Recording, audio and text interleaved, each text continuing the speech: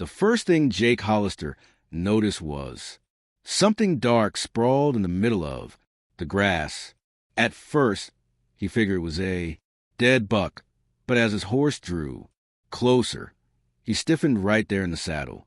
It was a woman, a young nun in a black habit, lying still beneath the blazing Kansas sun. Jake swung off his horse so quick the dust rose in trembling clouds. He dropped to one knee beside her. Her feet were bare. They were torn and filthy, every toe streaked with dry blood. Her habit carried the scent of sweat and oven-hot cloth, the fierce blend of terror and heat that told Jake she had been running for a long stretch under that merciless sky. Jake pressed his fingers to her wrist, searching for a pulse.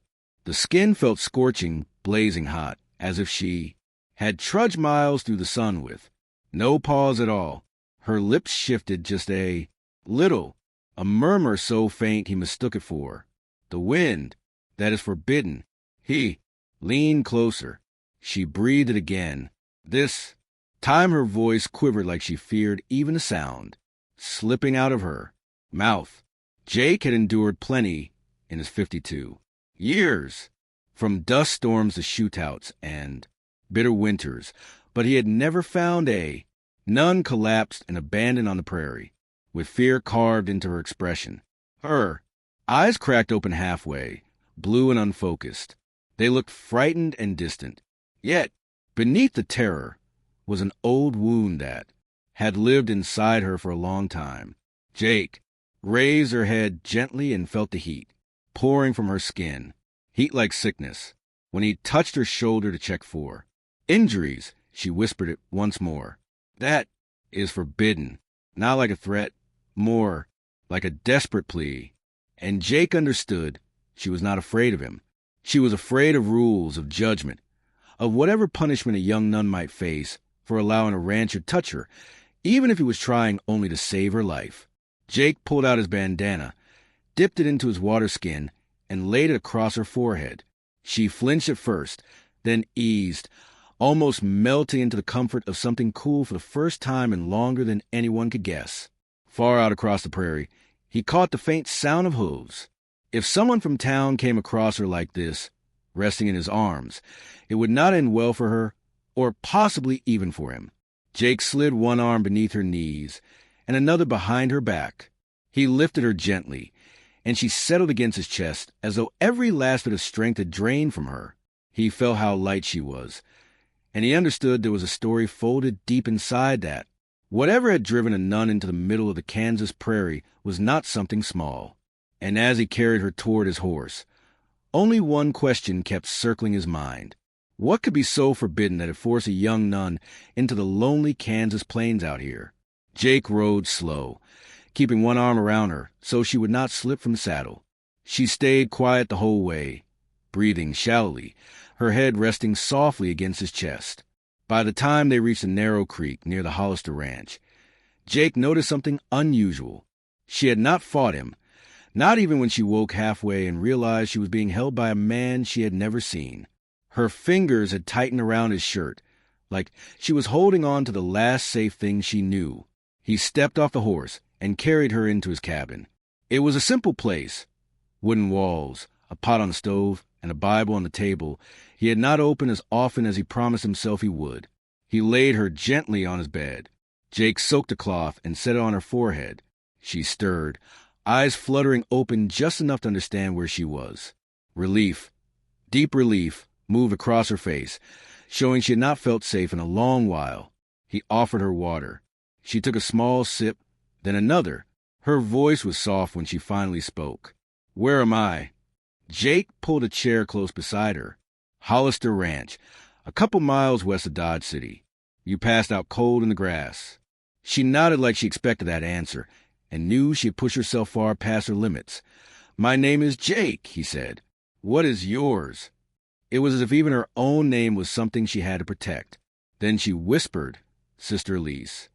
Jake nodded slowly. "Elise." She glanced around the small cabin, her fingers curling into blanket, like she feared the room itself. He could see clearly this woman was running from something heavier than the blistering heat that had brought her down. She tried to sit up. Jake rested a steady hand on her shoulder. "Take it easy. No one is coming after you here." Fear moved in her eyes, sharp and sudden. Not fear of him, fear of being found. She swallowed hard. "Jake, if they ask about me, you must say you never saw me." Jake leaned back, brow lifting. "They? Who exactly is chasing a nun across the Kansas summer?" Elise looked toward the door, as if someone might appear any second. Then she whispered the words that made Jake's whole body stiffen. "Jake, I did not run Western stories from God. I ran from the people inside the church. What could a nun witness so dangerous she would flee for her life?" Jake eased into his chair, studying the young woman in his bed, like she had told him the sun rose in the west. Running from God was one thing. Running from the church itself was an entirely different storm. Elise pulled the blanket closer around her shoulders and stared down at her hands. They were trembling. Jake kept his voice level and calm, the same voice he used with skittish horses. "You can tell me. No one else is here." She drew a shaky breath. Back at the mission in Dodge City, things were not holy anymore. Jake felt something cold settle low in his gut. Folks trusted that mission. Elise lifted her gaze, eyes carrying more truth than she wanted. "There's a man there, a man everyone respects, but he is not who they think he is." Jake let her speak at her own pace. She Old West stories, swallowed hard. "He's using the mission for money, for things no one should hide behind a cross." Jake felt heat rise in his chest. The quiet anger older men know well. The slow burn that comes when someone twists faith into a shield for their own sins. "I found letters, books with numbers that make no sense. I told one of the older sisters. And the next morning, she was gone." Jake leaned forward. "Gone where?" Elise shook her head. "They told me she left on her own. But I saw the sheriff speaking to Father Whitlock that same night. And after that, he began watching me, following me, asking where I slept, where I prayed." Jake rubbed a hand across his jaw. Sheriff Collins, a man Jake had never trusted. A man who carried trouble the way others carried their shadow, even when he tried to look holy. "I knew if I stayed, I would disappear too. So I slipped onto a freight wagon leaving town and rode it until the river. Then I walked until my legs quit.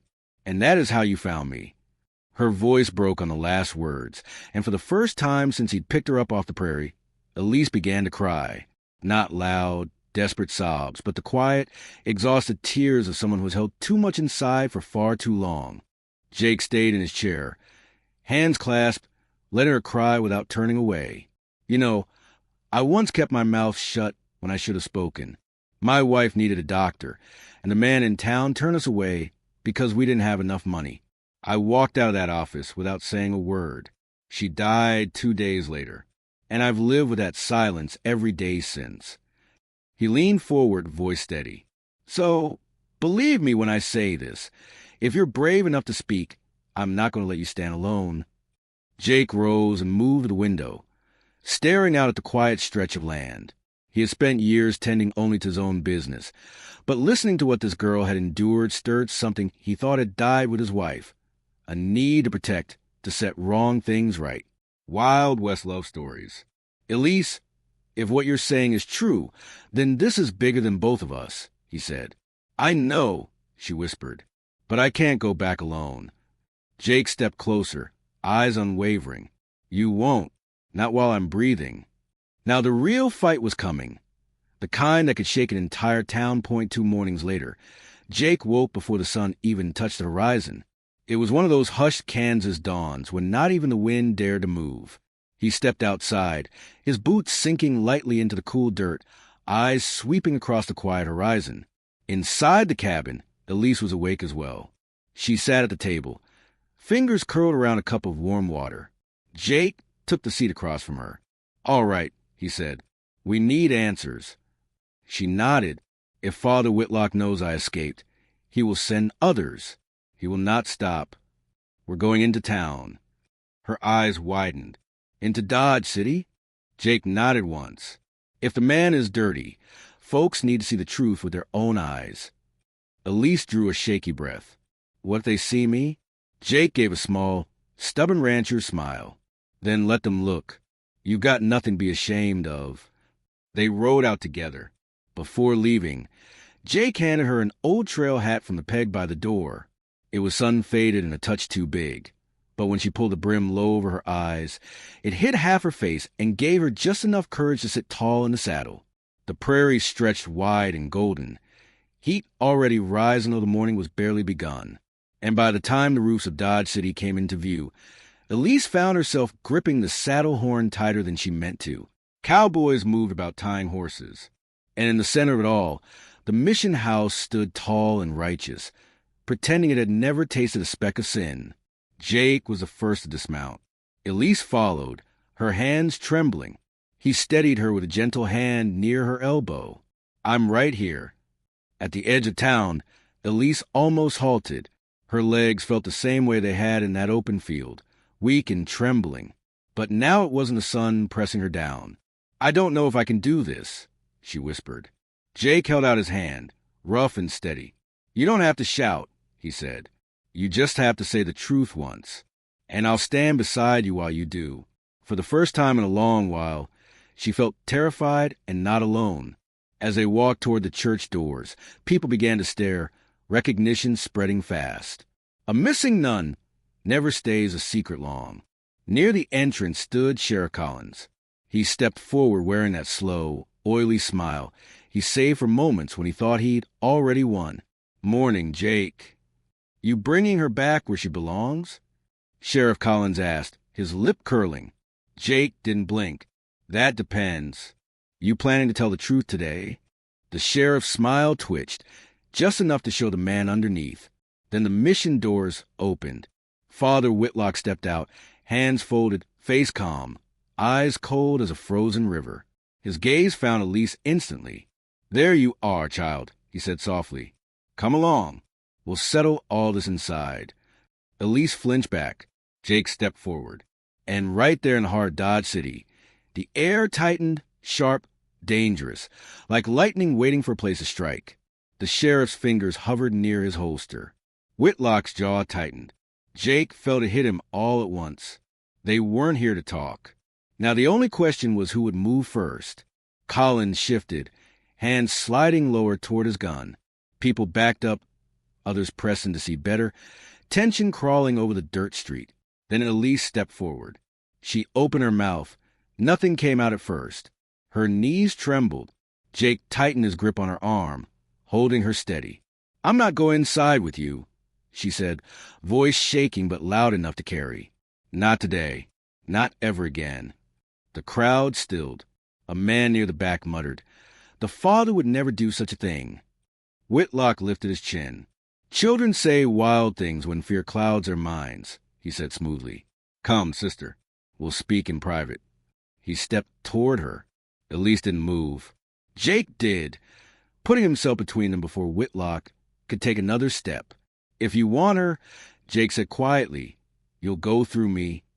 Collins barked a short laugh, but his hand dropped even lower on his gun. Dust swirled around their boots as the crowd shifted like a restless herd. Jake stared the sheriff down, steady, unblinking. But inside he knew it.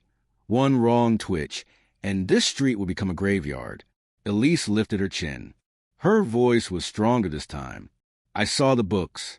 I saw the lies. And I saw what happened to the others who tried to speak before me. The square erupted. You watch your tongue, girl, a man shouted. That priest buried my mama. He'd never hurt anyone. But right beside him, the storekeeper stepped forward, jaw clenched. Father Whitlock owes me 3 months in unpaid bills, he said. Every time I ask, he tells me God will provide. Maybe this is God providing. A mother pulled her daughter close, eyes burning. My oldest worked in the mission kitchen, she said. Then one day she stopped coming home. No letter, no goodbye. You told me she ran off. Were you lying to me too, Father? Were you? Jake scanned the faces. Anger, doubt, fear, grief. People who've been small for a long time, suddenly realizing they didn't have to stay that way. You all trusted this place, Jake said. But trust only works if a man earns it. Collins muttered under his breath and yanked his gun free. Enough of this. He lifted the barrel toward Jake. A few people screamed and ducked. The shot rang out, but 2 ranch hands slammed into his arm and the bullet went wild, striking harmlessly into the brick above the mission doors. In the chaos, Whitlock spun and tried to flee inside. He made 3 steps before the storekeeper, and another man tackled him at the doorway. The struggle shoved the mission door wide open. Papers tumbled from a half-open cabinet. A metal box crashed to the floor and burst apart, spilling ledgers and roll bills across the threshold like scattered entrails. An old woman bent to pick up a page, hands trembling as she read aloud. "Money for orphan children," she said. "Sent to Sally's saloon in Dodge City." People surged to the threshold, staring down at the mess, page after page of numbers, names, and payments that never reached the people they were meant for. No judge was needed. The truth spoke for itself, though some still wished it weren't real. Whitlock tried to speak, but no one listened. The sheriff shoved a break free, but 3 townsmen held his arms before he could hurt anyone else. Jake didn't throw a single punch. The truth did the fighting. By sunset, Collins sat in irons in his own jailhouse, watched by men who once feared him. Whitlock was taken for questioning by men who no longer trembled in his presence. And Elise stood in the doorway of the mission, not a runaway nun, but a woman who had finally brought light to a place dark for far too long. Elise stayed, working beside the other sisters, cleaning house in more ways than one. Records were sorted, and hungry mouths finally fed with the money that had been stolen from them for so long. Every Saturday evening, when the work was done and the prairie glowed soft and golden, Jake would ride in and wait by the fence. She still wore her habit, uncertain of what to do with her vows. But both of them knew something had started that day in the grass, when a worn-out rancher lifted a worn-out nun and refused to let her vanish. Sometimes, the bravest kind of love does not shout from the rooftops. It rides quietly every Saturday evening, ties its horse to the same fence post, and waits in the golden light until the day she is finally ready to step out and meet it.